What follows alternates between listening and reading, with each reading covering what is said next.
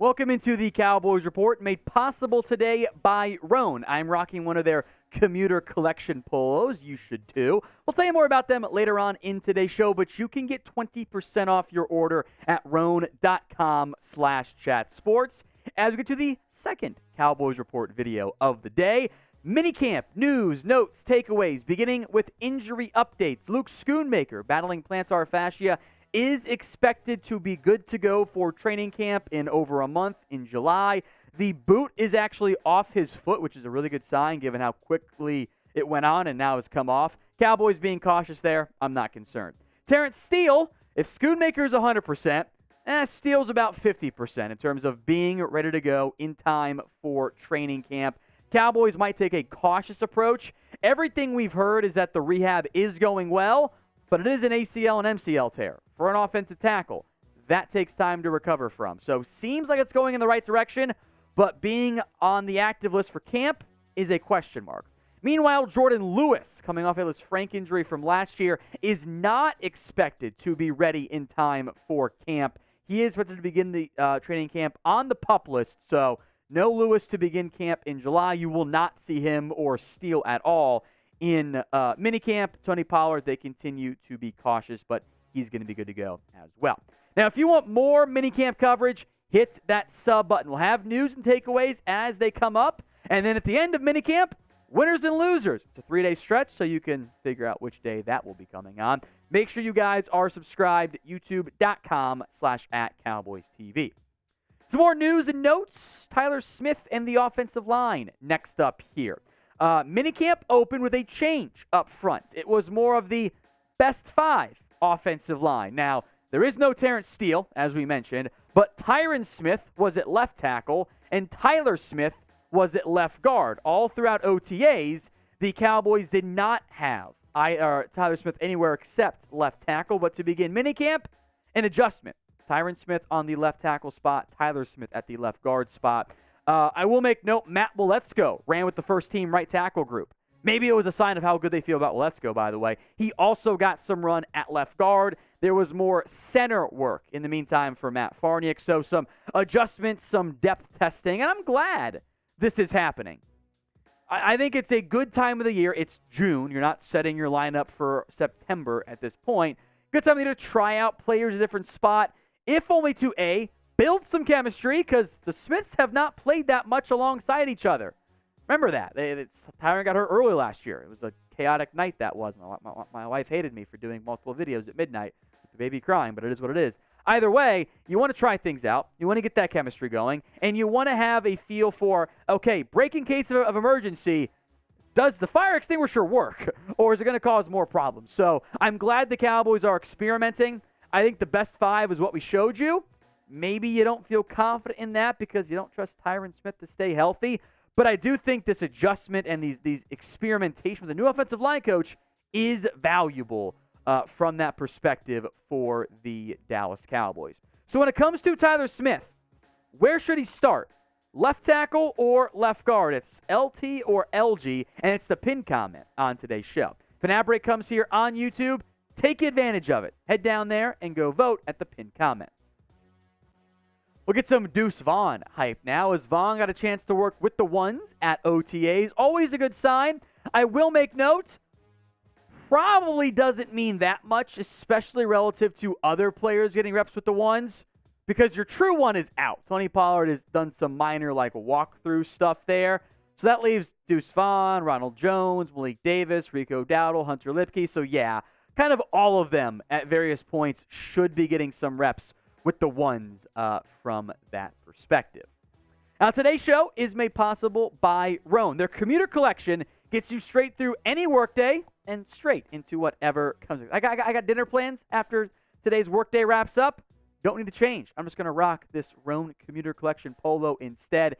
Get 20% off when you use promo code CHATSPORTS over at Rhone.com/ChatSports. Rhone helps you be ready for any occasion with the commuter collection. Pants, dress shirts, quarter zips, and polos like I am wearing today.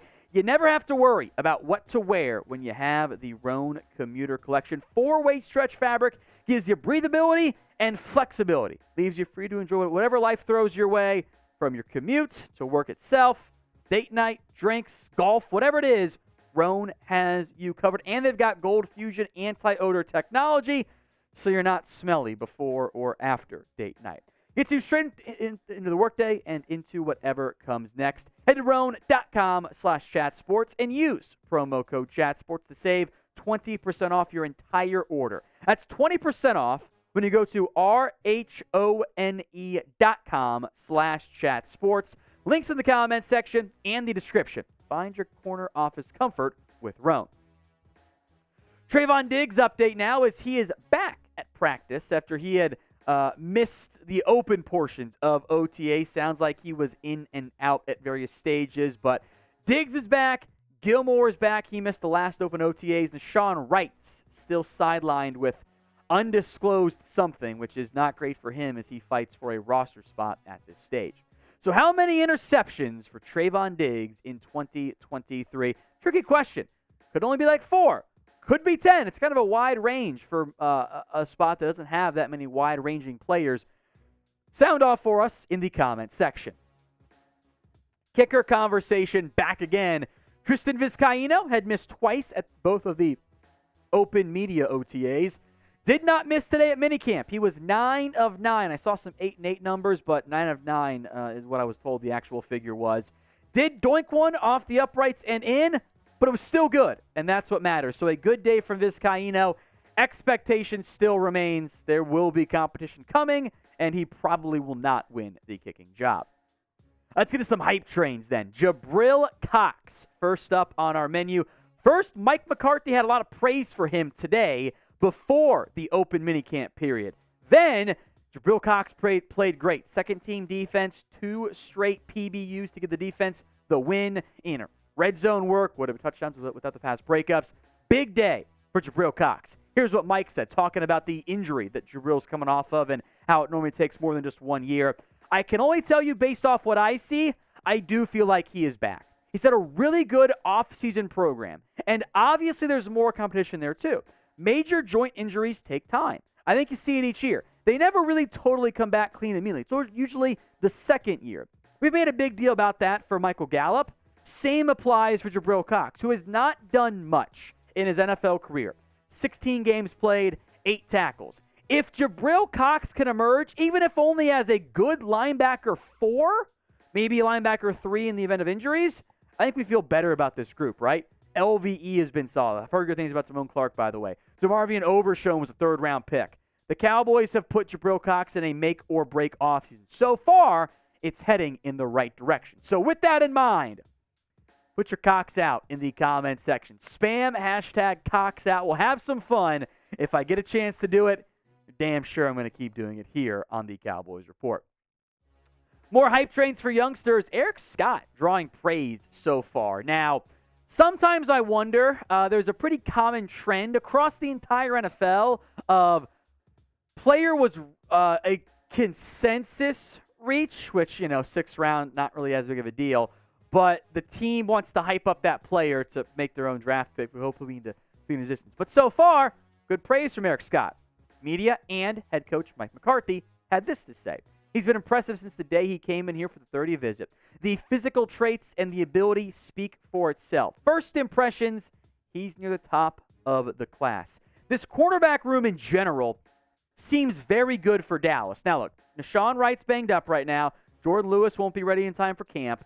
But Trevon Diggs, Stephon Gilmore, Deron Bland, Israel Mukuamu, Eric Scott, Kelvin Joseph, meanwhile, still getting nickel corner run, and I will make note, continues to train some with the safeties, which from what I can gather also happens for Jourdan Lewis when he's healthy, so kind of a crossover there, but Joseph fighting for a spot, CJ Goodwin. Cornerback depth, which was tested in a negative way last year, seems better this time around. We end with some Jalen Tolbert hype as he had a very strong day at minicamp. Multiple touchdowns in red zone work, continues to get work with the ones. The line I keep seeing thrown out there from people on the ground, the media, etc., coaches even too, is he's moving faster.